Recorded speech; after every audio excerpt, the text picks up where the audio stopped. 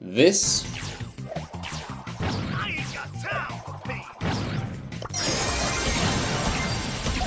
is Frontspamming. Welcome to Basics of Mastery, a series where I, Surprise Boy, teach you, the above average Brawl Stars player who is still leagues worse than the actually good players, about the basic skills and concepts of Brawl Stars, how to best utilize them in your games, which brawlers are the best users of said skill, and more. Today's lesson is going to be about another concept of positional control and 1v1s that's sort of the opposite of backspamming, which I like to call frontspamming. For full context about things that I'm going to be talking about in the video, you should check out my last video covering backspamming.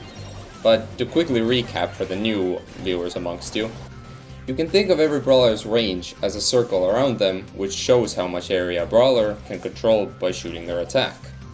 When you move with the brawler, the circle moves with you, but tends to lag behind, leading you to have more range shooting backwards and less range shooting forwards. When backspamming was the utilization of that longer range behind you, then frontspamming as a comparison is a little bit different. Frontspamming is essentially punishing your opponent's overcommitment by charging and chasing them down with your own offense. So, for example, picture this. You're playing Dueling Beetles with Draco and are patiently waiting in the middle bush. Then the opponent's Amber overcommits on the attack, trying to get the pinch on your low health Penny on the left side of the zone. And she gets close enough to your range and the bush. This is the time to strike. You charge out of the bush to rush the Amber down. The Amber, not expecting this, panics and tries running away, even using her gadget for self-defense. But it's already too late. In a few attacks, you manage to kill the Amber, get your super, and manage to win the position for your team.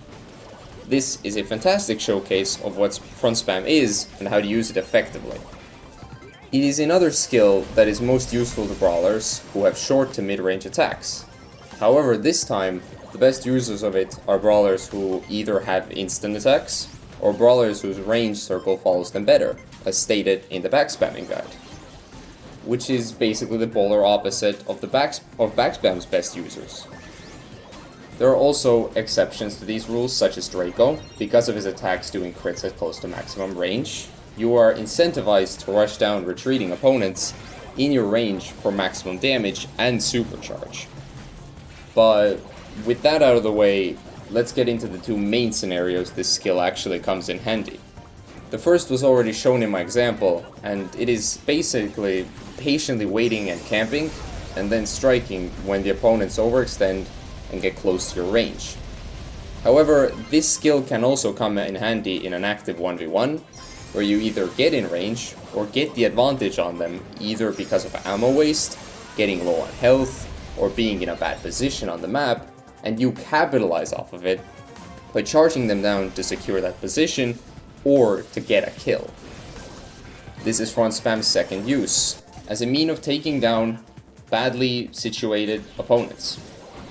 Now, the knowledgeable ones amongst you might think that this skill sounds familiar to a different term used by good Brawl Stars players, called running it down, or running down a lane. However, these two are quite different.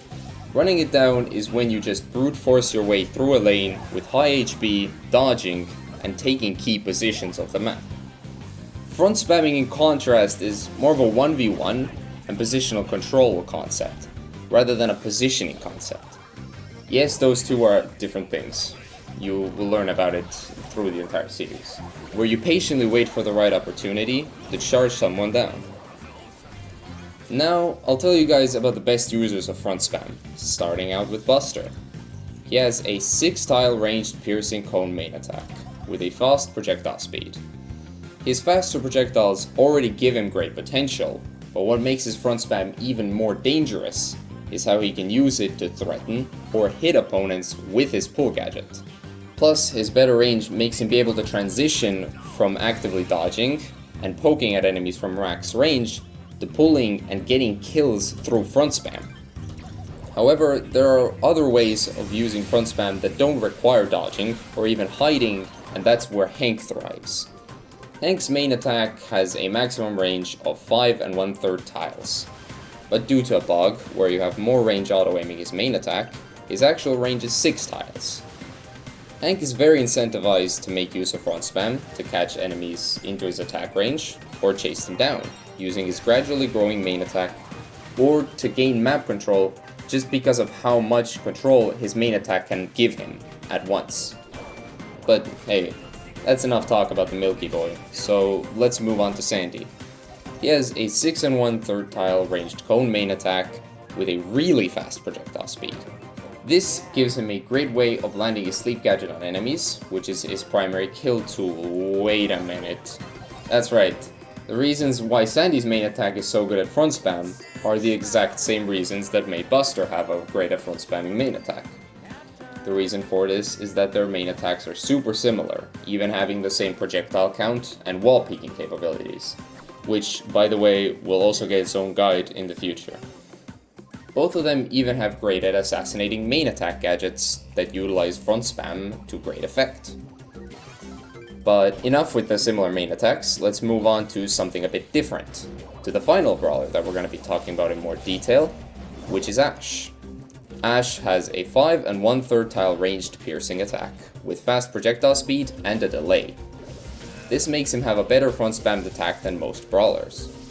His delay isn't actually a downside for front spamming, because it allows him to take a few extra steps before his attack comes out, leading him to sometimes psych out his opponents and reach further than what they were expecting. Front spam, just like back spam, has different general uses at different ranges, so let's go over them to give you a general overview of front spam on other brawlers. At melee range, front spamming is used to catch careless, similarly ranged opponents off guard, and rush down opponents from bushcamping position. At short range, it's used to rush down opponents who don't respect your range or pressure and get a little too close. It can be also done from a bush camp or to get a quick and unexpected kill using your gadget. Surprisingly enough, there are a lot of brawlers at this range who have killing gadgets. At mid-range, front spamming is used to drive opponents away using your attacks, or to catch out opponents in bad situations, like being low on health or without teammate support, and kill them. At long range, front spamming is really only used to hit unexpected shots, or to chase down a low health target, who you are sure you will land a shot on and kill. And finally, at very long range, its uses are mainly the same as with long range, just to finish off opponents that are very low on health. So, in conclusion, front spamming is an essential skill of good unexpected aggro and positional control that should be mastered by players to know when to take risks and get kills and an advantage through them. It's also the sort of opposite of back spamming, because for this skill to be the most useful, you have to actively push forward rather than fall back or keep position.